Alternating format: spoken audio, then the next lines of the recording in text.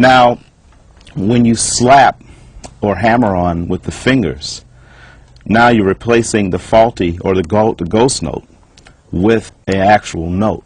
So when I slap with the fingers, this time basically I'm slapping on top of the string to actually get the note, opposed from just slapping and getting a ghost note or an effect. But the note is actually being generated by the left hand as opposed to the right hand in that case, right? It starts off with the left hand. Okay, now you follow through with the right hand after you hit the note with the left hand. So when you're striking the note or hammering the note, you get the actual note. And now when you pull, you get the note as well. And when you thump, you get the note as well. So that's really the breakdown of that. So you can hammer, pull, and then hit with your thumb. Now I'll show an example using 2 fingers opposed from all 4 fingers.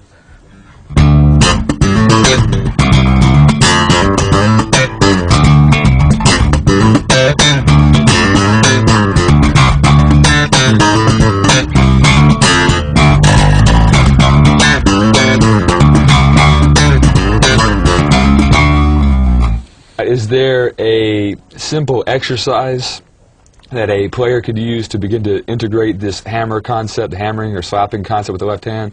Oh yeah. You can start off with just basically a chromatic scale, and just don't even use the right hand at first. Just get the feel of your hand striking the string.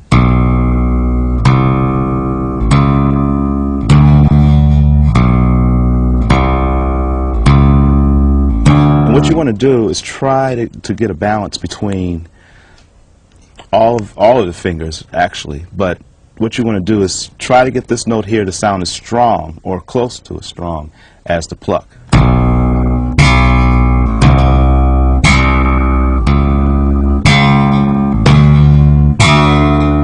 So that takes some time, but once you get used to it and you use this combination of using the fingers to strike or to tap the note and then plucking and also thumping as well, then you sound like 3 people at times, so it's pretty cool technique. So in addition to the slapping with the right hand and the plucking with the right hand, are there some other techniques that you can utilize with the right hand in funk playing? Oh yeah, absolutely. You have the basic thumb technique, of course, where you strike the string. You also can pull from over the top of the string or underneath the string, and that creates more of a distorted kind of effect when you're playing like this, opposed from this. So when you use the index finger for the pull, the thumb for the thump, and also to pull under the string, you come up with some really nice grooves and some different effects as well coming off of the strings. Something like this.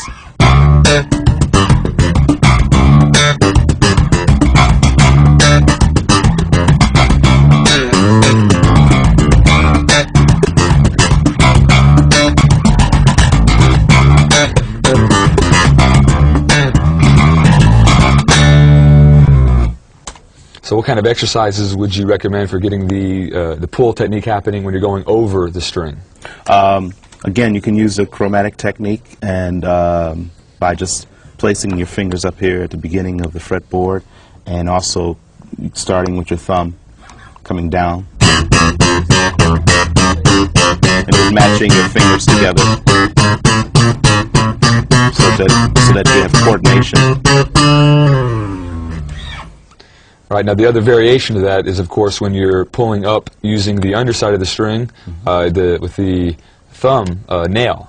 Are there some exercises for that? Yeah, I use the chromatic approach because I'm just trying to coordinate each finger to the pull up or pull down. So the same way applies to this.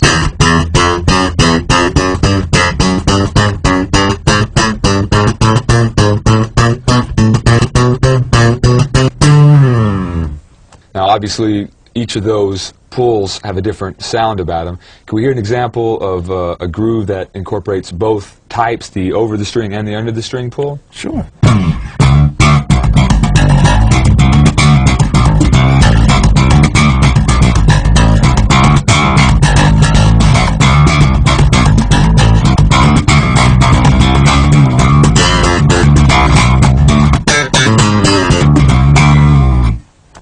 having spent numerous months on the road with you and hearing countless solos, I've heard you do a lot of different kind of things, and one of the real showstoppers was a lot of the triplet kind of things you would do that I believe incorporate some of these techniques. Are you willing to share with us some of those? Yes. Yeah, I am. With the whole triplet technique, it started, of course, you know, with back in the days with Larry Graham. So the basic triplet technique is like with the thumb going, striking twice with the thumb and plucking once with the finger. But over the years, that changed into a hammer-on, and there's many ways of doing that. But I'll show the basic way of doing it first, and then I'll show you a little bit more complicated way of doing it. So, and that's. So how do you develop speed on this pluck, hammer, slap triplet technique? Well, you start off, of course, with the pluck, then the hammer, then the slap. Okay? So you have to, they're all triplets, so you have to just take it very slow at first. So it starts off like this.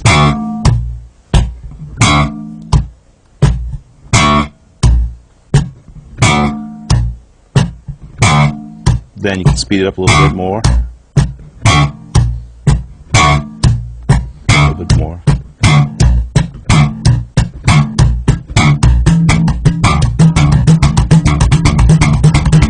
So you get a roll. All right, so what about those triplets when I see you, get your left hand and move all about the neck while your right hand is doing some kind of combination? What's happening with those kind of triplets? Well, you have, of course, the pluck, and then you have the hammer, and then you have the slap, but it's not as hard as when you reach back and hit it. You stay close to the string. So, and you just start doing that over and over again, and then you change the notes by just hammering down with this finger. So I'll play an example of that.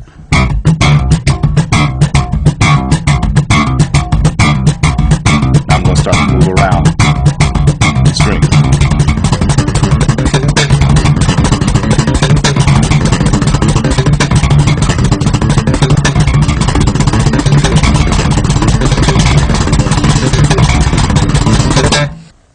Smoking.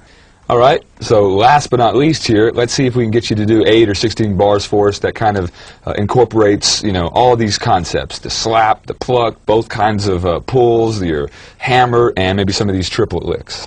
All right.